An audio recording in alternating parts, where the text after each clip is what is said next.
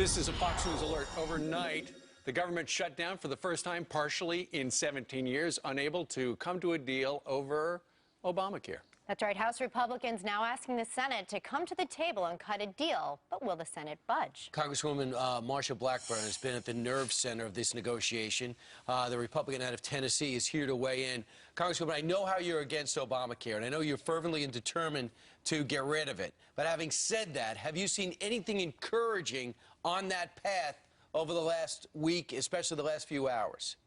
Well, I've got to tell you, Brian, we thought certainly they would take the amendment we offered them last night to do away with the special perks and privilege for Congress, to do away with that subsidy, and they even said no to that. And they continue to say no negotiation. The president says no negotiation. They wanted a government shutdown. They feel it gives them a political advantage. They're dug into their position, and we continue to say, will you please work with us? So, because the American people didn't want to shut down, they don't want Obamacare, they're staring both in the face today, and we're asking them again, will you join us at the negotiation table and work this out? October 17th is the new date that's kind of hanging over everyone's head. So what's the POA moving forward? What is going to happen from now until then, starting today? You're exactly right, Elizabeth, and that is where the focus turns for the debt ceiling. And we're looking at that and beginning to work toward what would it take for us to get them to the negotiation table on the debt ceiling. This is traditionally how we have achieved big reforms in this country, is wrapping it around a debt ceiling. You've had President Reagan, President Clinton, President Bush. They have all done that and worked with in a bipartisan manner. We are so disappointed that this president continues to say no negotiation on the debt ceiling. That would be something that is a true turn of events.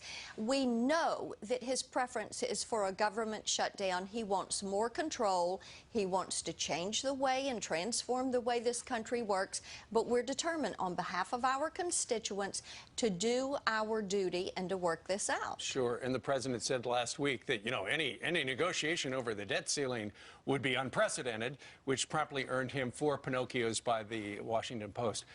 Speaking of the Washington Post, today, Congressman, they say that privately senior Republicans predict the closure is going to last a week, and Democrats say if it lasts past the weekend, then they're going to roll it all into the debt ceiling. Is that kind of where we're going here?